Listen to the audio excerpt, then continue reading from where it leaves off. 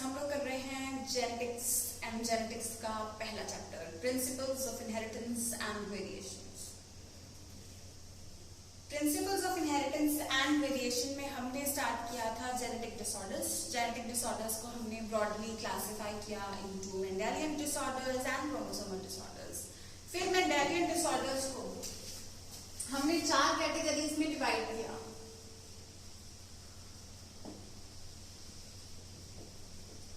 Mendelian disorders को हमने 4 categories में डिवाइड किया बच्चे। ऑटोसोमल डोमिनेंट ट्रेट्स, ये एक्चुअली ट्रेट्स भी हो सकते हैं, सिर्फ डिसऑर्डर्स नहीं हो सकते। Autosomal dominant, autosomal recessive. Dominant वो जो हमेशा कैपिटल वाले से शो होगा, रिसेसिव जो हमेशा दोनों रिसेसिव एक साथ आएंगे तो ही शो होगा, ठीक है। सो ऑटोसोमल डोमिनेंट में होमोजाइगस डोमिनेंट और हेटेरोजाइगस डोमिनेंट डिजीज एग्जिबिट करेंगे। ऑटोसोमल रिसेसिव में दोनों एक साथ रिसेसिव आ जाएंगे तब डिजीज एग्जिबिट करेंगे। फिर सेक्स लिंक्ड या एक्स लिंक्ड, इसमें हमने सेक्स लिंक्ड डोमिनेंट देखा। सेक्स लिंक्ड डोमिनेंट में अगर डिजीज कैरिंग एक भी एक्स होगा तो वो दूसरे के ऊपर डोमिनेंट होगा। So of an heterozygous female will be diseased, और मेल में तो अगर डिसऑर्डर वाला एक्स आ गया तो वो भी डिजीज वाला होगा। एंड लास्ट कैटेगरी हमने की sex linked recessive. Sex linked recessive में हमने देखा कि तभी फीमेल में तभी डिसऑर्डर आएगा जब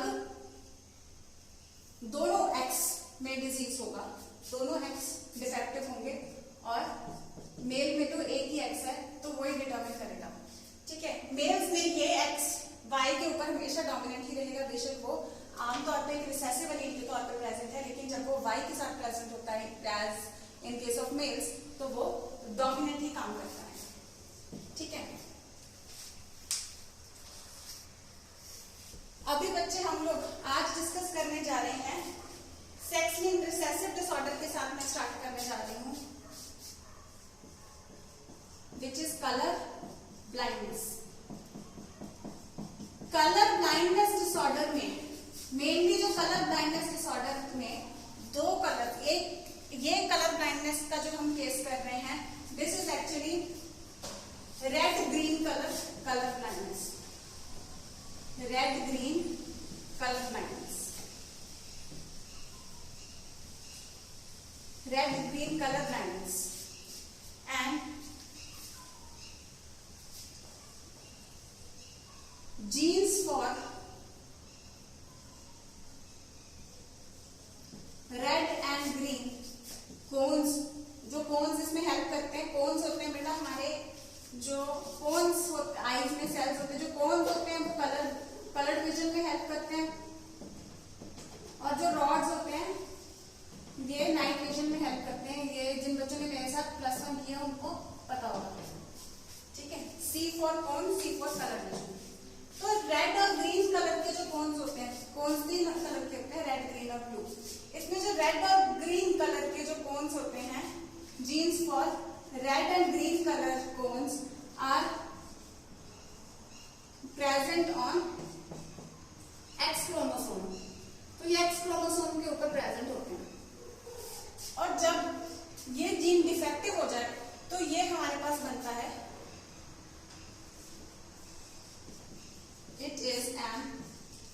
it is a sex linked recessive disorder, ठीक है। तो ये हमारे पास बन जाता है सेक्स लिंक्ड रिसेसिव डिसऑर्डर, ठीक है बच्चे। और ये डिसऑर्डर तब पैदा होता है जब कॉज इसका क्या है,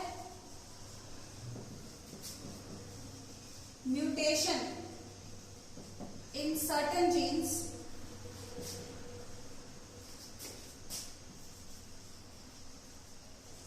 present on X chromosome। और वो certain genes कौन से हैं, रेड ग्रीन कोन्स के लिए जो जीन्स है, ये वाले जीन्स में जब कोई डिफेक्ट पैदा हो जाता है ये इनमें जब म्यूटेशन हो जाती है तो ये डिसऑर्डर पैदा करते हैं। एंड फ्रीक्वेंसी इसके अकर करने की कितना एनवायरमेंट में कितनी फ्रीक्वेंसी है इसकी 8% of the males in the entire world, 8% of the mails and only 0.4% of the females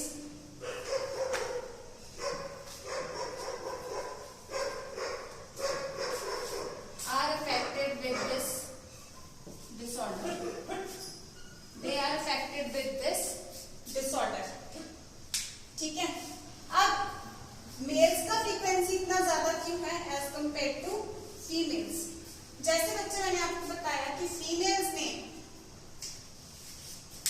अगर मैं डिफेक्टिव एलील को ब्लू कलर से रिप्रेजेंट करूं, डिफेक्टिव एलील को अगर मैं ब्लू कलर से रिप्रेजेंट करूं और नॉर्मल को मैं इससे रिप्रेजेंट करूं, तो इस केस में जब ये हेट्रोजाइगस है तब हमने देखा कि ये ब्लू वाला क्या है डिफेक्टिव, जिसको हम कह रहे हैं दिस इज रिसेसिव। अब रिसेसिव है तो इसके साथ अगर डोमिनेंट वाला नॉर्मल जीन जो है वो प्रेजेंट है तो ये सप्रेस हो जाएगा और इस ऑर्गेनिज्म में, इस ह्यूमन के अंदर डिजीज नहीं होगा, इस फीमेल के अंदर डिजीज नहीं होगा। तो बेशक ये डिफेक्टिव एक्स इस फीमेल में आ भी जाता है तो भी इस फीमेल को वो कलर ब्लाइंड नहीं बना पाता है। लेकिन यही एक्स जब वाई के साथ मिलके, यही एक्स जब मेल में आ जाता है तब in spite of being a recessive allele generally, क्योंकि एक्स हमेशा वाई के ऊपर डोमिनेंट होगा तो यहाँ पे ये अपना कैरेक्टर एक्सप्रेस कर पाता है।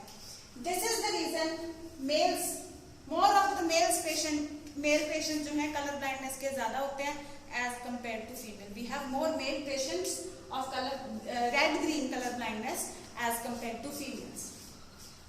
I repeat, we are talking about the red green color blindness. इसके genes present होते हैं, X linked होते हैं या sex linked होते हैं, यानी कि they are present on the X chromosome. X chromosome के ऊपर present है, this is a sex linked disorder या X linked disorder, क्योंकि ये X chromosome के ऊपर present है, that is why it is called sex linked. अब mutation, कुछ जीन्स होते हैं जो एक्स क्रोमोसोम के ऊपर उनमें म्यूटेशन हो जाती है। म्यूटेशन क्या हो जाती है? अचानक कुछ जीन्स में चेंज आ जाता है। म्यूटेशन सडन चेंज, ये सडन होता है, अचानक से होता है, ठीक है। सडन चेंज, ये वेरिएशन से अलग होता है। वेरिएशन धीरे धीरे धीरे धीरे क्रॉसिंग ओवर इकट्ठी हो के कुछ चेंज ज्यादा ला पाती है, लेकिन म्यूटेशन इज सडन चेंज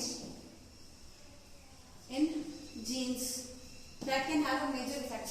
और म्यूटेशन करने वाली चीजों को हम, जो जिन भी फैक्टर से म्यूटेशन होता है उनको हम म्यूटाजेन कहते हैं, यानी कि mutation generating genes. Mutation generating, ये अल्ट्रावायलेट लाइट भी हो सकती है और कुछ और केमिकल्स भी हो सकती हैं, कोई भी और रेडिएशंस भी ज्यादातर होती हैं जो म्यूटाजेंस होती हैं, जो म्यूटेशंस कॉज करती हैं, ठीक है। तो अचानक से जीन्स में कोई चेंज आ जाए तो म्यूटेशन हो जाती है। वो चेंज अगर बाय चांस एक्स क्रोमोसोम के उन पर्टिकुलर जीन्स में हो जाए जो जीन्स रेड और ग्रीन कलर को देखने के लिए रिस्पॉन्सिबल है, तो ये कलर ब्लाइंडनेस होती है। अब इस कलर ब्लाइंडनेस वाले पेशेंट को एक्चुअली रेड और ग्रीन कलर में क्या क्या फील होता है? इसको रेड कलर जो होता है वो ग्रीन दिखाई देता है और ग्रीन कलर इसको रेड दिखाई देता है, ठीक है। यानी ये ट्रीज को जब देखेंगे, जब ये ट्रीज को देखेंगे तो इनको पत्ते लाल दिखाई देंगे, ठीक है। तो उसी तरीके से ये ऑपोजिट होता है कि ग्रीन कलर इनको रेडिश दिखाई देता है, रेडिश इनको ग्रीन दिखाई देता है। That is what I heard about this. इनको ऑपोजिट ये दिखाई देते हैं, ऑल्टरेशन हो जाती है इनकी कुछ इस तरीके से, ठीक है। अब you might be thinking if we show them the trees picture then they will say it is a red colour. maybe not, but actually छोटे होते हैं जब ये, क्योंकि ये जीन्स में है उनके, तो हम जब भी whenever we point out at a color कि trees are green in color, तो उनको उनके हिसाब से रेड को ही ग्रीन कहते हैं और ग्रीन को रेड कहते हैं, क्योंकि उनको बचपन से वैसे ही सिखाया गया है। तो ज्यादातर आइडेंटिफिकेशन इनकी उतनी पॉसिबल नहीं हो पाती है, ठीक है। तो इस कारण से काफी लोगों को हमें पता ही नहीं है बिकॉज उनको आइडेंटिफिकेशन शुरू से वैसे कराई गई है कि this is green, this is red, and that is the name of the colour, right? We know that trees are green in colour, but they see them red in color, but they will call the red color as the green color, and because they are born to learn that, right? तो ये कुछ change इनमें होते हैं, ठीक है? अब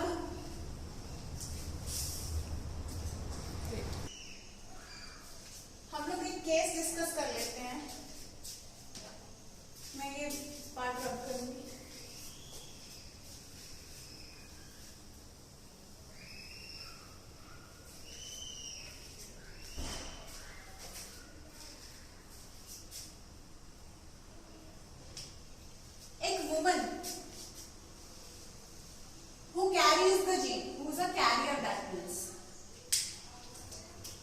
यानी कि this recessive gene is present, but this woman is otherwise normal. She is just a carrier. She carries the gene. Carrier वो होता है जिसमें वो जीन होता है, recessive gene होता है, लेकिन उसमें वो disease नहीं दिख रहा होता। और ये ज्यादातर recessive diseases में हम लोग देखते हैं इनको, carriers को, कि इनमें जीन तो present है लेकिन ये अपने आप को एक्सप्रेस नहीं कर पाता। आपको शायद क्लैरिटी में फील हो रहा हो थोड़ा, रेड ब्लैक और ब्लू में डिफरेंस देखने के लिए, तो मैं इसको रिसेसिव एलील को रेड से रिप्रेजेंट कर देती हूँ। I think this will be clear, right? This is clear now. So एक फीमेल जो कैरियर है,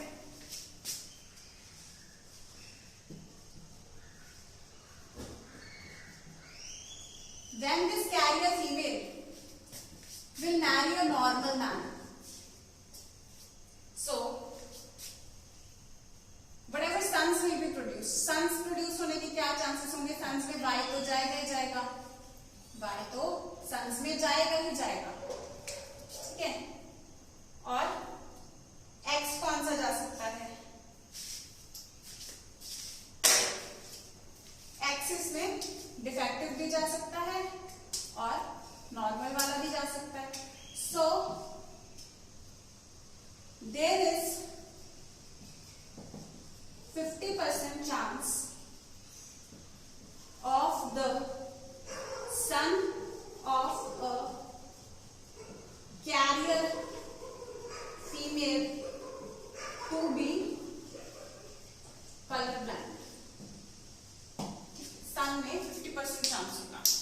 और इसकी डॉटर्स में एक एक्स तो फादर का जाएगा ही जाएगा ना, और ये डोमिनेंट होता है, तो डॉटर में दूसरा, तो डॉटर्स में चांस होगा ओनली 50% कैरियर। जैसे मदर कैरियर थी वैसे ही 50% of the daughters will be carrier and 50% will be normal. तो ये सिर्फ सन्स में स्प्रेड करने का ज्यादा चांस है। तो यहाँ पे आप देख सकते हो 50% सन्स में गया, 50% डॉटर्स में गया ये जीन, लेकिन डॉटर्स में डिजीज जो है शो नहीं हो पाया, लेकिन सन में ये शो हो गया। दैट इज व्हाई रिसेसिव है इस कारण से, और दैट इज व्हाई हम लोग के पास परसेंटेज ऑफ द पेशेंट्स में फीमेल्स में सिर्फ 0.4% है, ठीक है? और यानी कि 200 में से कोई एक आधा केस मुश्किल से मिल जाता है, एंड मेल्स में 100 में से 8 पेशेंट, यानी कि 8% मेल्स आर कलर ब्लाइंड। अब फीमेल कब कलर ब्लाइंड हो सकती है? मैं ये क्रॉस फिर से रब करूंगी।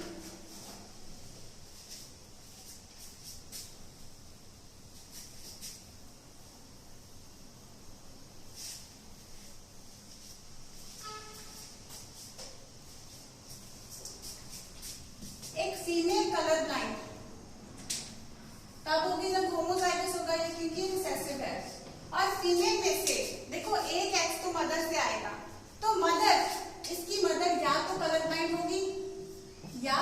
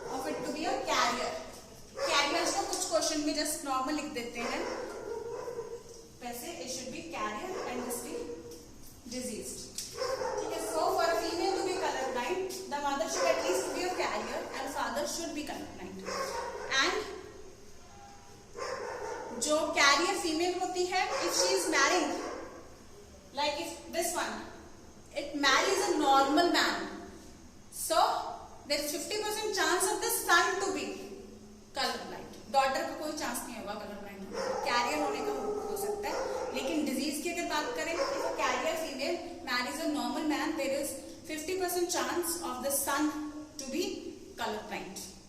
ठीक है, सिग्निफिकेंस में क्या है, क्यों होता है ये, because the gene is sex linked recessive. Colour blindness is a sex linked recessive disorder, that is X linked recessive disorder, because the genes for red and green cones which help us identify the red and green colors are present on the X chromosome.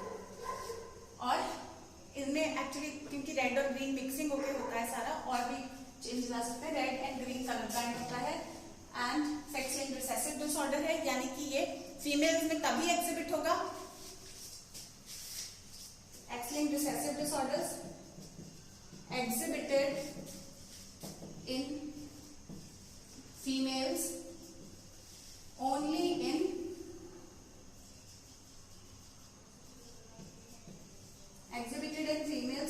in homozygous condition, and in males there are more chances because एक ही x होता है बेचारे के पास, है ना, तो वही एक एक्स ही अगर डिफेक्टिव हो गया तो वो कलर ब्लाइंड हो जाएगा. तो सेक्स लिंक्ड रिसेसिव डिसऑर्डर्स जितने भी होते हैं उसमें हमें ज्यादा मेल पेशेंट्स मिलेंगे हमेशा.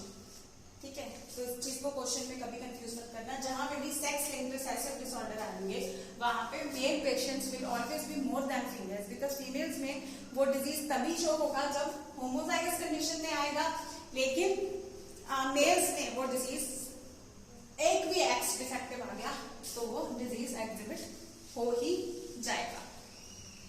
ठीक है बच्चों, सो this is all about color blindness. For a female to be color blind या for a daughter to be color blind, कोई भी टर्म यहाँ पे यूज हो सकती है. This is about color blindness. Now we shall start with the next disease, that is hemophilia. मैं इसको रब करने जा रही हूँ बच्चे. ये दोनों केसेस जो मैंने आपको कराए हैं इसको भी आप जरा ध्यान में रखना. मैं ये पूरा क्वेश्चन यहाँ से रब कर रही हूँ, फिर हम हीमोफीलिया डिस्कस करते हैं.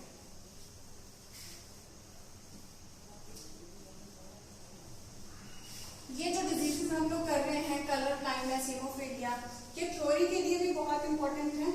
मैं जस्ट आपकी बुक्स में, टेक्स्ट बुक्स में आपके पैराग्राफिक है इनकी मैं थोड़ा पॉइंट वाइज आपको सेग्रीगेट करके ही बता रही हूँ. आप लोग ऐसे भी नोट कर सकते हैं, पॉइंट वाइज आप आंसर्स लिखोगे तो बहुत बेटर रहेगा.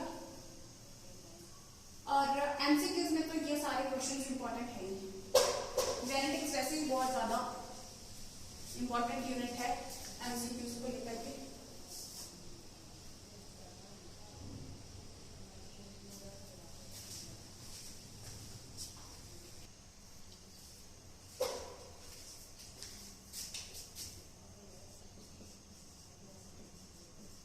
Hemophilia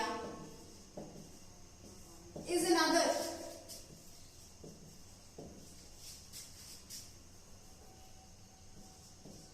sex-linked recessive disorder. ये भी कलर ब्लाइंडनेस की तरह ही सेक्स-लिंक्ड रिसेसिव डिसऑर्डर है बच्चे. सेक्स-लिंक्ड रिसेसिव डिसऑर्डर या हम इसे कह सकते हैं एक्स लिंक्ड रिसेसिव डिसऑर्डर. ठीक है, एंड ज्यादातर इसका transmission has been noted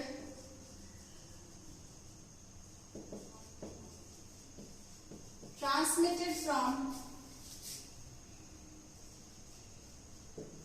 career female. Transmission from, okay ma'am यहाँ पे टर्म चेंज करूंगी, transmission from carrier female to some of the male progeny has been widely studied. ठीक है बच्चे, यानी कि देखा गया है कि अगर ये, क्योंकि ये भी सेक्सिव रिसेसिव है कलर ब्लाइंडनेस की ही तरह, और अगर फीमेल कैरियर होती है यानी कि हेटेरोजाइगस होती है, तो इसमें भी फादर से तो वाई आ जाएगा सन में, और मदर से एक्स नॉर्मल भी जा सकता है और ये भी जा सकता है, डिफेक्टिव भी जा सकता है। सो यहाँ पे भी बिल्कुल कलर ब्लाइंडनेस की ही तरह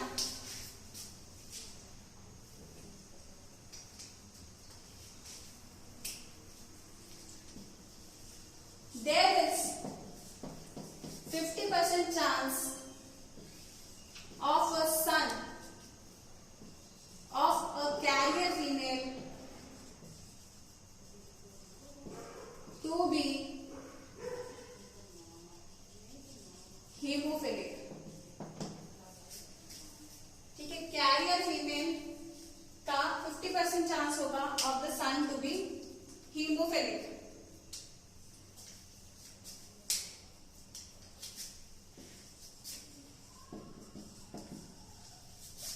A single protein which is the part of the cascade of proteins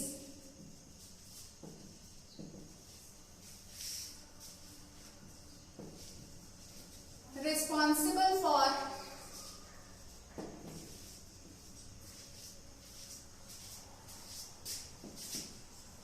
blood clotting। A single protein which is the part of cascade of proteins responsible for blood clotting may be defective to cause this disease। +1 class में मैंने आपको कुछ proteins बताए थे, आपको एक chart करवाया था, फ्लो चार्ट करवाया था। जिन बच्चों ने मेरे साथ +1 किया उनको फ्लो चार्ट में मैंने करवाया था कि कुछ प्रोटीन्स का रिएक्शंस होते हैं और तब जाके ब्लड क्लॉटिंग होता है, और आपको एक लिस्ट भी मैंने प्रोवाइड की थी।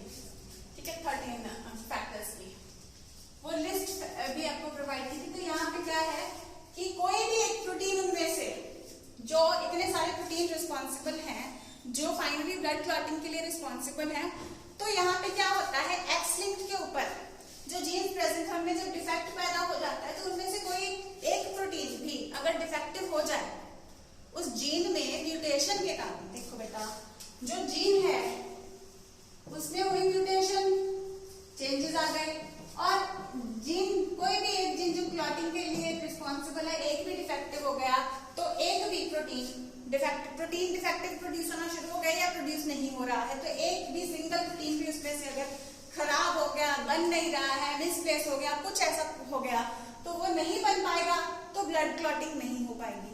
तो ब्लड क्लॉटिंग नहीं हो पाएगी तो simple cut will result in non stop bleeding. तो ये कॉज है इसका। तो रिजल्ट क्या होता है इस केस में कि थोड़ा सा भी कट लग जाए, a simple cut will result in non-stop bleeding। A simple cut will result in non-stop bleeding। एक छोटा सा भी कट लग जाएगा तो क्लॉटिंग का प्रोटीन तो खराब है, तो नॉन-स्टॉप ब्लीडिंग हो जाएगी। इतनी ज्यादा ब्लीडिंग हो सकती है कि इस पेशेंट की डेथ तक हो सकती है उस टाइम पे। ठीक है, अनलेस एंड अनटिल ये जल्दी डॉक्टर को अप्रोच करें, तो एक छोटे से कट से इतनी ज्यादा ब्लीडिंग हो जाएगी कि इस पर्सन की डेथ भी इस कंडीशन में हो सकती है। ठीक है, इसमें बच्चे हम लोग केसेस डिस्कस कर लेते हैं। अभी मैं ये पार्ट रब करूंगी।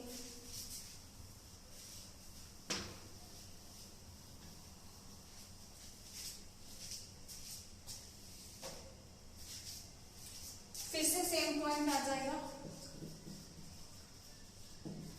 Possibility of a female to B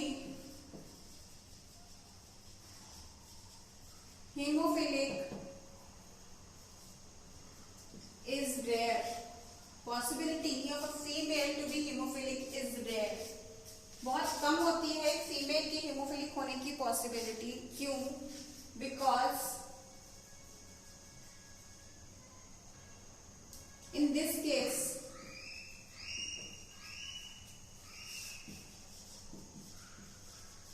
at least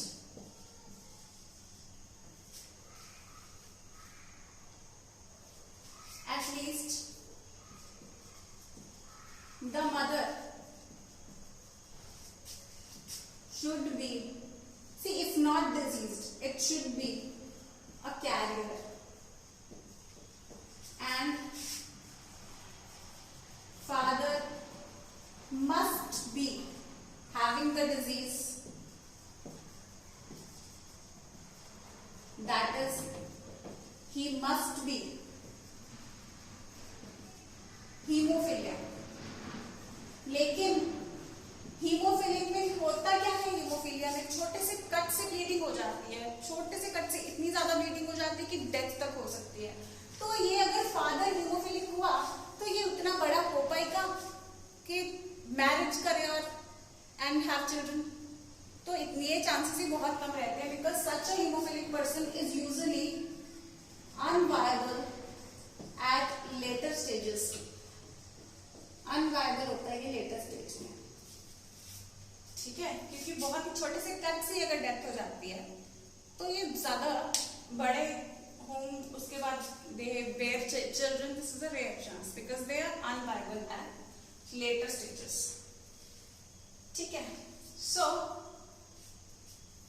sons के होने के चांस ज्यादा रहता है इस केस में। देखो हमने जब कलर ब्लाइंडनेस का किया था, मैं एक चीज मैं आपको बताना भूल गई, जब एक्स कलर ब्लाइंडनेस वाला नॉर्मल एक्स हम जैसे ऐसे लिखते हैं तो कलर ब्लाइंडनेस के लिए ऊपर हम सी लगा देते हैं नीचे, ठीक है, कैपिटल सी यहाँ पे हम लगा देते हैं, कैपिटल सी। ये सिंपल क्वेश्चन भी आ सकता है, capital C, this gene is now for colour blind, ठीक है।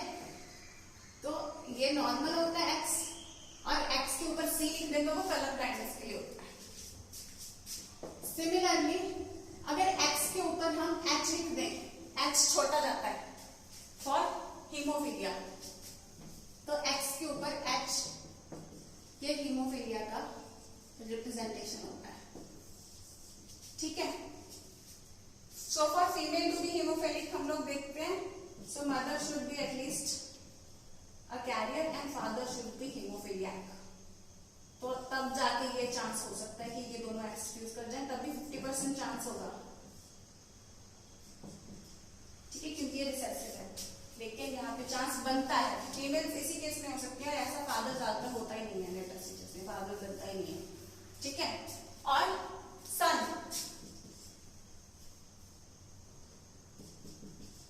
For a son to be हीमोफिलियाक,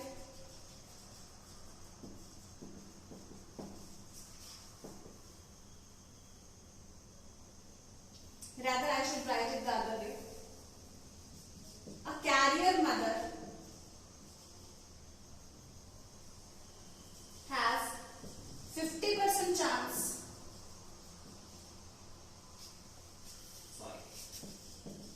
a son of a carrier mother has 50% chance to be haemophilic, ये बेटर रहेगा। Son of a carrier mother, son of a carrier mother who is obviously carrier है, जो disease नहीं है इसको, और इसके husband को, हस्बैंड नॉर्मली होगा obviously, that is why is married, ठीक है। तो यहाँ पे क्या होगा, वाई तो जाएगा ही जाएगा, दोनों कितने भी गैमेट, अगर सन प्रोड्यूस कर रहा है, हम सिर्फ सन प्रोडक्शन शो कर रहे हैं यहाँ पे, और सन में नॉर्मल एक्स भी जा सकता है लेकिन डिफेक्टिव भी जा सकता है, तो 50% chance of the son to be normal and 50% chance of the son to be haemophiliac, ठीक है।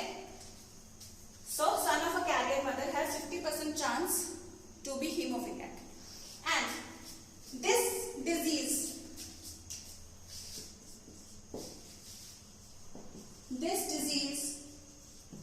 is noted in the pedigree or family history of, in the family history of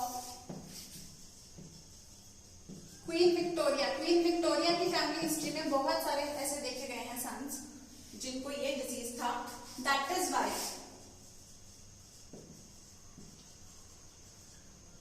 this, क्योंकि उनको royal family बोलते हैं ना हम, that is why this disease is also called. देखो queen Victoria की फैमिली में आज भी हम जानते हैं कि वहां पे आज कौन लेडी रूल कर रही है ना, तो वो ये रीजन भी हो सकता है उनके कि लेडी रूल कर रही है, बिकॉज सन्स में ज्यादा ये डिजीज जाता है, सो सन्स ज्यादा डिफेक्टिव होते हैं और आज भी उनके फैमिली में लेडी रूल कर रही है। So that is why the disease is also called the royal disease.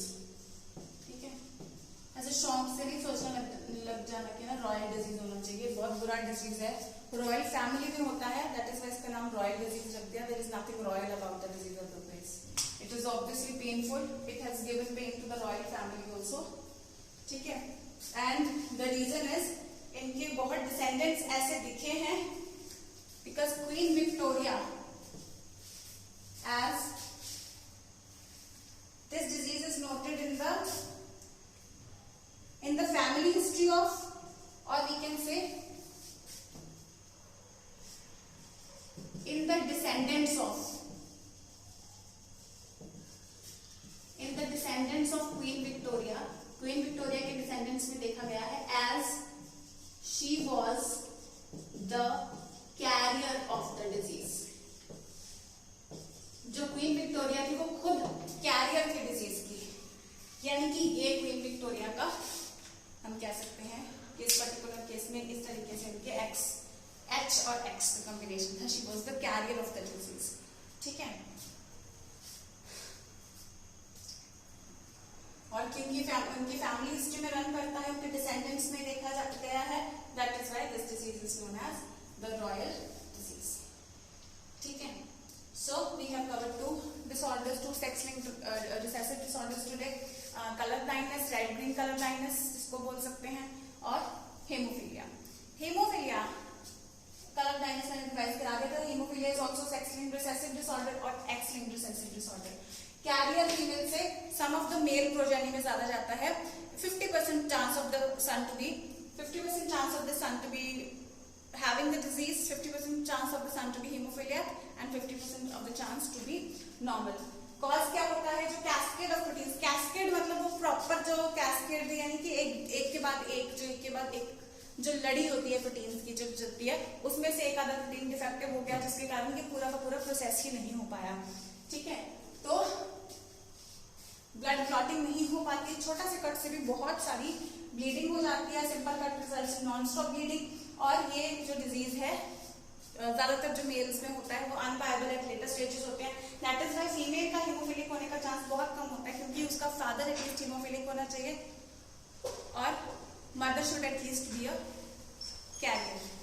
ठीक है, और ज्यादातर फादर हीमोफिलिक जो होता है वो अनवायबल होता है, लेटर स्टेज पे फादर बनता ही नहीं ज्यादातर। ठीक है, तो ये जो family history of queen Victoria में देखा गया है, because family of queen Victoria has been noted in the family of Queen Victoria, or we can say descendants of Queen Victoria। descendants मतलब उनके जो आगे सक्सेसर्स आए हैं उनमें ये देखा गया है, क्योंकि क्वीन विक्टोरिया खुद कैरियर थी डिजीज के लिए। ठीक है, कैरियर थी डिजीज के लिए, तो उनको भी जैसे यहाँ देखा कि 50% chance of the son for a carrier female, there is 50% chance of the sons to be hemophilic and 50% to be normal. So she was the carrier of the disease and उनके आगे ये डिजीज देखा गया है। ठीक है, so haemophilia, and we have covered two sex-linked recessive disorders today. You must study them nicely. All the best. और इनका पेडिग्री, क्योंकि जैसे हमने सेक्स-लिंक्ड रिसेसिव के पेडिग्रीज ड्रॉ करके देखें, तो अपने माइंड से पेडिग्रीज आप लोग खुद से ड्रॉ करके देखें इसके। ठीक है, कि कैसा होगा, जस्ट जैसे इन दोनों का पेडिग्री चार्ट बना के देखो कि क्या क्या चांस बनता है। जस्ट इमेजिनेशन से अपना play with the pedigree as much as possible. ठीक है, ऐसे पेडिग्री में उसी टाइप के क्वेश्चंस आएंगे जैसे हमने डिस्कस किए हैं, आगे भी हम लोग कुछ डिस्कस कर लेंगे, लेकिन जैसे हम मेंडेलियन डिसऑर्डर्स कर रहे हैं, so this is a chance for you to play with pedigree, as you will play on with pedigree while learning the diseases, so वो आपके दिमाग में अच्छे से बैठ जाएगा, क्योंकि पेडिग्री का शॉर्ट क्वेश्चन आता है. So start solving, imagine more and more patience with that and draw pedigree charts for these diseases as much as possible. Crosses बना के देखो, नॉर्मल फीमेल का कलर ब्लाइंड मैन के साथ, कलर ब्लाइंड फीमेल का normal man के साथ, कितना प्रोजेनी कैसे होते हैं, हर तरह का केस बना करके देख लो, ड्रॉ करते रहो, and you will really enjoy pedigrees. Fine, all the best, keep studying.